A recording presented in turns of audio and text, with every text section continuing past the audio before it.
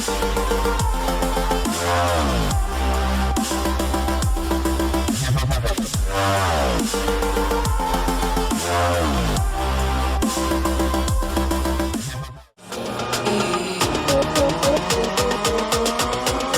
दोस्तों, मैं अमित कुमार मिश्रा आज पुनः इतिहास विषय के साथ आप सबके बीच उपस्थित हूँ। सरस्वती ग्रुप ऑफ कॉलेजेस के इस डिजिटल प्लेटफॉर्म पर आप सभी का स्वागत है। पिछली कक्षाओं में मैंने आप लोगों को बताया था कि न्यू सिलेबस के आधार पर बीए प्रथम वर्ष मध्यकालीन इतिहास का जो टाइम ड्यूरेशन है वो 1206 से 1605 ईस्वी के बीच निर्धारित किया गया है। पिछली कक्षाओं में मैंने चर्चा किया था। दिल्ली चैप्टर का जो नाम है वो दिल्ली सल्तनत का इतिहास, जिसमें जो टॉपिक है वो कुतुबुद्दीन ऐबक, जिसका कार्यकाल मैंने पिछली कक्षाओं में बताया भी था, 1206 ईस्वी से लेकर के 1210 ईस्वी तक। आज हम उसके उद्देश्य के बारे में अगर हम चर्चा करते हैं तो हम देखते हैं कि ऐबक के व्यक्तित्व के बारे में हम जान सकेंगे, उसके महान सेनापति व कुशल राजनीतिक के बारे में हम जान सकेंगे। फिर उसके बाद इतिहास में कुतुबुद्दीन ऐबक का कौन सा स्थान था उसके बारे में हम जान सकेंगे। फिर उसके बाद कुतुबुद्दीन ऐबक की मृत्यु कैसे हुई, किन कारणों से उसकी मृत्यु हुई, उसके बारे में हम सभी जान सकेंगे। आइए हम सभी चर्चा करते हैं। कुतुबुद्दीन ऐबक जो कि दिल्ली साम्राज्य के संस्थापक के रूप में भी जाने जाते हैं, उनके व्यक्तित्व एवं कार्य के बारे में हम चर्चा करने जा रहे हैं। हम पिछली कक्षाओं में भी बताए थे कि कुतुबुद्दीन ऐबक एक दास था जिसे निसापुर यानी कि फारस के रहने वाले फखरुद्दीन काजी ने उसे खरीद करके अपने पास संरक्षण के रूप में रखा था, जिसे पाल पोस करके बड़ा करके उसे सैनिक क्षमता से लेकर के लिखने पढ़ने इन तमाम चीजों से उसे निपुण करके हर क्षेत्र में उसे दक्षता प्रदान की थी। ऐसे में कुतुबुद्दीन ऐबक ने अपनी स्वामी भक्ति दिखा करके वह बहुत बेहतरीन तरीके से अपने उत्थान के बारे में दिन प्रतिदिन प्रकट करता है। आगे चल करके फखरुद्दीन के मृत्यु के बाद उसके पुत्रों ने मोहम्मद गोरी के हाथों कुतुबुद्दीन ऐबक को बेच दिया। मोहम्मद गोरी, जिसे भारत का विजेता के नाम से भी जाना जाता है, तुर्क आक्रमणकारी था, जिसका एकमात्र उद्देश्य था भारत को लूटना और लूट करके वापस चले जाना। लेकिन इसके साथ साथ उसने उसे भारत विजेता के नाम से भी हम जानते हैं। यह सही, यह सत्य है, इसमें कहीं कोई निर्विवाद नहीं है कि मोहम्मद गोरी को भारत विजेता के नाम से भी हम जानते हैं। लेकिन उसके साथ साथ, उस विजेता के साथ साथ उसका साथ जो दिया था वो था कुतुबुद्दीन ऐबक। कुतुबुद्दीन ऐबक तराइन के युद्ध से लेकर के और भारतीय राज्यों को जैसे जैसे मोहम्मद गोरी विजित करता गया, उन सभी कार्यक्रमों में कुतुबुद्दीन ऐबक ने बढ़ चढ़ करके अपनी भूमिका का निर्वहन करके एक से एक बढ़ करके कदम को साथ में निभाया और आगे चल करके जितने भी क्षेत्र थे उन विजित क्षेत्रों में अपनी महती भूमिका का निर्वहन कुतुबुद्दीन ऐबक ने दिखाया। हम पाते हैं कि भारत में मुस्लिम साम्राज्य का वास्तविक संस्थापक के रूप में भी हम कुतुबुद्दीन ऐबक को जानते हैं, क्योंकि मोहम्मद गोरी के मृत्यु के पश्चात कुतुबुद्दीन ऐबक को लाहौर में उसका राज्याभिषेक हुआ। राज्याभिषेक होने के बाद वह मुस्लिम साम्राज्य का वास्तविक संस्थापक के रूप में उभर करके सामने आता।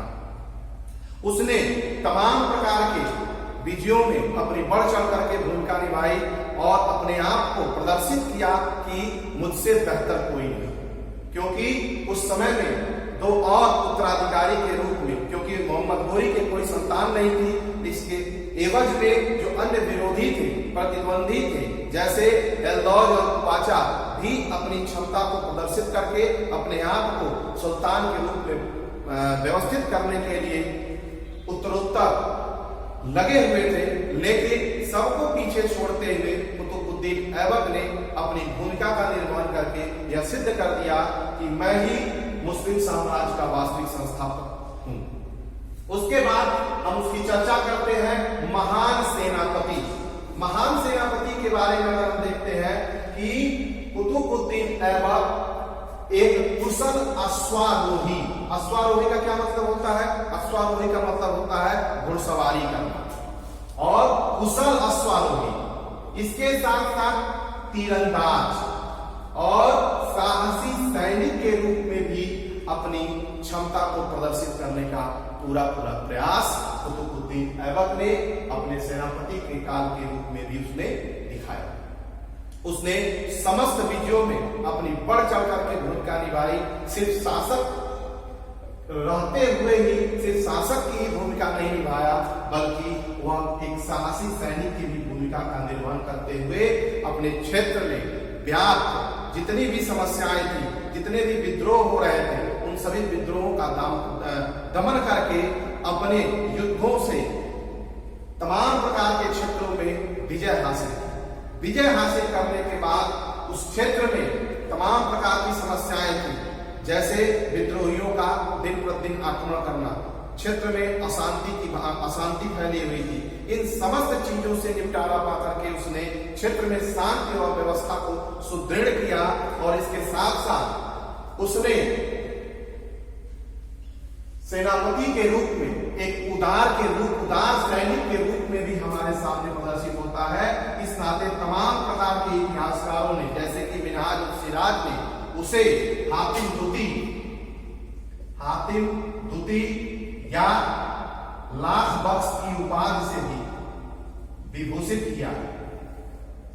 ऐसे में हम उसके कुशल राजनीतिक पर चर्चा करेंगे। कुशल राजनीतिज्ञ के रूप में उसके अंदर कुशल अश्वारोही, तीरंदाज, सैनिक शक्ति, इसके साथ उदार भावना के साथ साथ कुशल राजनीतिज्ञ की भावना भी बहुत तीव्र गति से परिलक्षित होती है। हम देखते हैं कि वह अपने क्षेत्रों को सुदृढ़ करने के साथ साथ उसने देखा कि एल्दौज और कुबाचा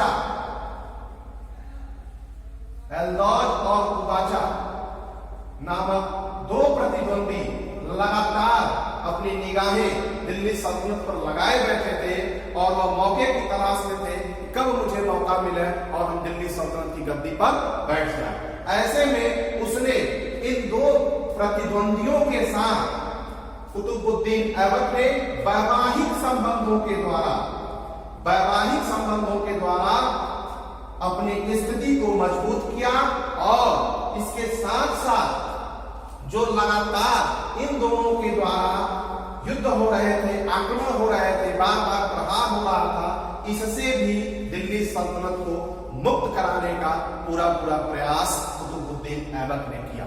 एल्दौज और कुबाचा नामक दो प्रतिद्वंदी जो लगातार युद्ध के द्वारा उसे हमेशा हतोत्साहित करने में लगे रहते थे, ऐसे में उसने इन दोनों के साथ अपना वैवाहिक संबंध स्थापित किया।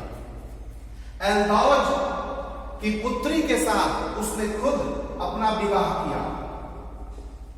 एल्दौज की पुत्री के साथ उसने खुद अपना विवाह किया, और कुबाचा के साथ अपनी बहन का विवाह करके स्थिति को मजबूत स्थिति में ला करके और दिल्ली सल्तनत पर हो रहे बार बार प्रहार से भी छुटकारा दिलाया। ऐसे में वह एक कुशल सेनापति ही नहीं बल्कि कुशल राजनीतिज्ञ के रूप में भी हमारे सामने प्रदर्शित होता है। हम बात स्थान। भारत में मुस्लिम साम्राज्य का संस्थापक के रूप में भी हम इस कुतुबुद्दीन ऐबक को जानते हैं और हम देखते भी हैं कि उसने अपने तौर तरीके से, दूरदर्शी सोच से, उदारवादी भावनाओं से लबरेज होकर के सबको एक साथ लेकर के चलने की भावना अपने अंदर समाहित किया। और सबसे पहला ध्यान जब वो दिल्ली सल्तनत की गद्दी पे बैठा, क्योंकि उसका कार्यकाल मात्र 4 वर्ष का उसका कार्यकाल था, इन 4 वर्ष के कार्यकाल में ही वह अपने आप को सुदृढ़ करने का पूरा प्रयास कुतुबुद्दीन ऐबक ने किया। 4 वर्ष के कार्यकाल में उसने प्रशासनिक क्षेत्र में तो कोई विशेष योगदान नहीं दिया, लेकिन उसने इन 4 वर्ष में दूर दराज के क्षेत्रों में जो हमेशा लगातार आक्रमण हो रहे थे, जो क्षेत्र में अशांति थी, इसको दूर करने का पूरा प्रयास कुतुबुद्दीन ऐबक ने इन 4 वर्षों के कार्यकाल में पूरा किया। ऐसे में सबसे पहले, जैसे कि मैंने अभी ऊपर चर्चा किया, जो उसके प्रबल प्रतिद्वंदी थे एल्दौज और कुबाचा, इनके द्वारा बार प्रहार हो रहा था। इसके नाते उसने अपना वैवाहिक संबंध स्थापित करके इनसे छुटकारा दिला करके क्षेत्र में शांति और सभ्यता की भावना को उसने प्रदर्शित किया। इसके बाद हम आते हैं मृत्यु में हम देखते हैं कि वह कौन सी ऐसी स्थिति आई जिसके नाते कुतुबुद्दीन ऐबक की मृत्यु हो गई। जैसा कि इतिहासकारों ने चर्चा किया है, बताया भी है कि कुतुबुद्दीन ऐबक को चौगान खेलने का बहुत बड़ा शौक था। एक दिन अचानक कुतुबुद्दीन ऐबक चौगान, जिसे आधुनिक युग में हम पोलो के नाम से भी जानते हैं, कि पोलो खेलते समय अचानक घोड़े से नीचे गिरा और घोड़े से नीचे गिरते ही इतिहासकारों ने बताया है कि जैसे ही वो घोड़े से गिरा और घोड़े ने खुद अपने पैरों से भी 2-4 टापों के साथ उसके सीनों पर प्रहार किया। और इसके साथ साथ जो पोलो में इस्तेमाल की हुई जो लोहे की छड़ी होती है, जिससे गेंद को मारा जाता है, घोड़े पे बैठे बैठे गेंद को मारा जाता है, उस स्टिक टूट करके उसके छाती और पेट में धंस गई, जिसके नाते उस दर्द को कुतुबुद्दीन ऐबक बर्दाश्त नहीं कर सका और वह आकस्मिक मौत के गाल में समा गया। ऐसे में कुतुबुद्दीन ऐबक की वही मौके पर मृत्यु हो गई।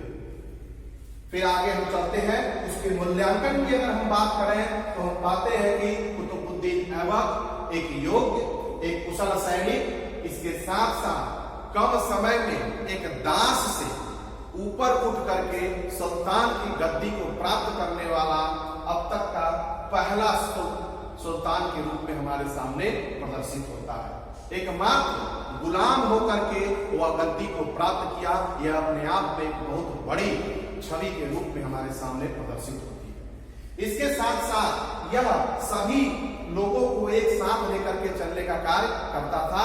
यह अपने समय में स्थापत्य और कला में का भी यह बहुत महत्वपूर्ण रुचि रखता था, लेकिन समयाभाव के कारण यह अपना पूरा ध्यान युद्ध क्षेत्रों में ही देना उचित समझा, क्योंकि अभी तत्काल रूप में दिल्ली सल्तनत की स्थापना हुई थी।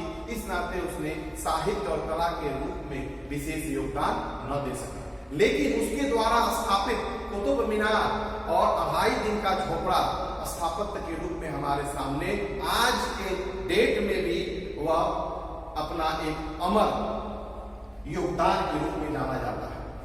इसके साथ साथ उसके शासनकाल में हसन निजामी और फ़ख्र-ए-मुदब्बिर जैसे विद्वान उसके दरबार की शोभा बढ़ाते थे। इस नाते उसके दरबार में बड़े बड़े विद्वानों का भी संरक्षण मिला हुआ था, जिसके नाते उसका राजदरबार फल फूल रहा था और आगे की तरफ बढ़ रहा था। इसी के साथ हम सभी फिर आपसे मुलाकात करेंगे। Thank you.